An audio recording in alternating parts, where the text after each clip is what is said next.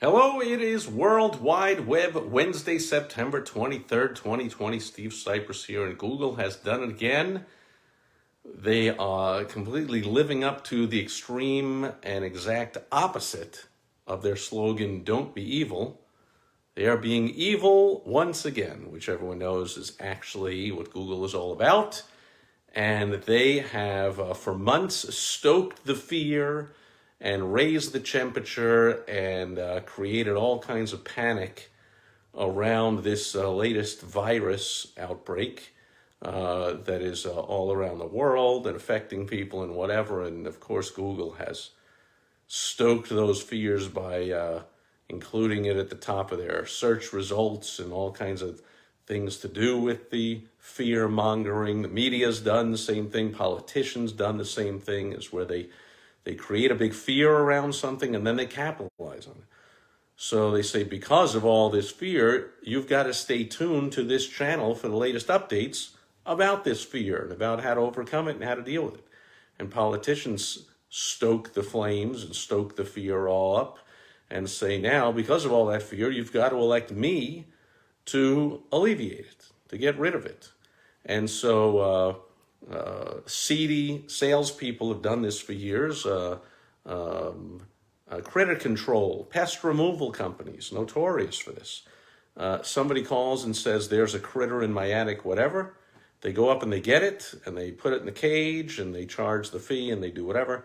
And then they're supposed to take it to somewhere and release it into a certain natural habitat in a wildlife preserve, or give it to a zoo, or, humanely do whatever they're supposed to do with it. But the unscrupulous ones, kind of drive around the block, wait till that night, and then they release it right back into the same neighborhood.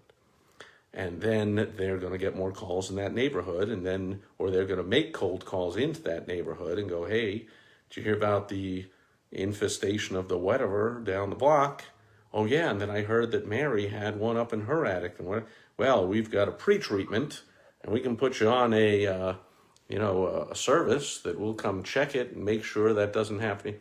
Or at the very least, they get paid again to remove it again. Then they'll release it again the next night in another neighborhood or in the same neighborhood and get paid again to remove that animal over and over. So Google has now stepped up and is doing that themselves. For months, they've been stoking the fears and raising the temperature and setting people off into a crazy panic mode over this coronavirus with all the experts have been wrong and all the models have been wrong every step of the way.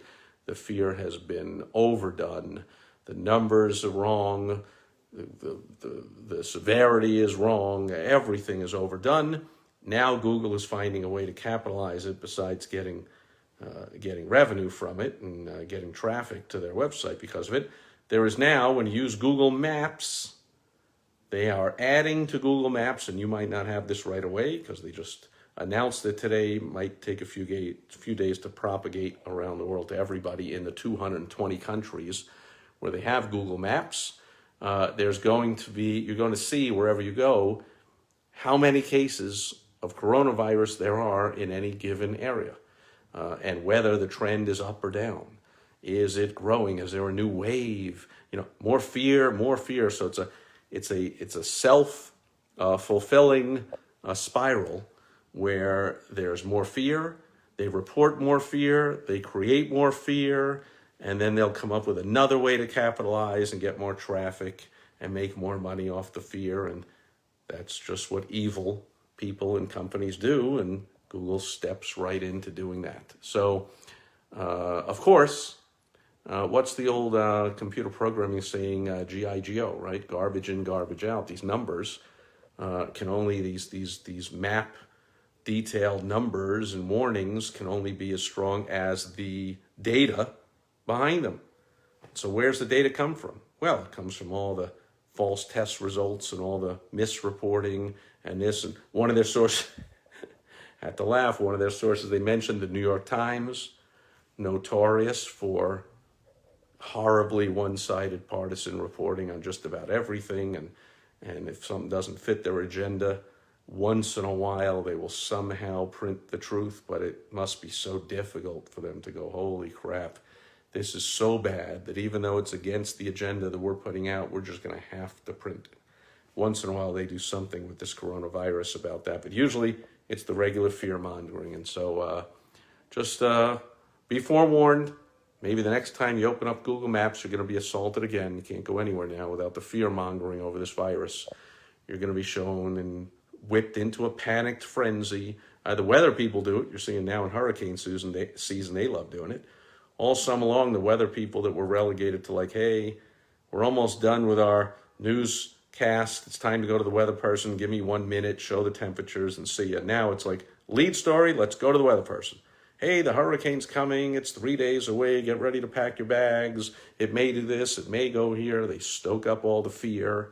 And that's just been going nonstop. The weathermen have been the stars of the summer. Well, the panic-inducing COVID people have been the stars of the last 6 months. And Google Maps getting into the act. You heard it here on World Wide Web Wednesday.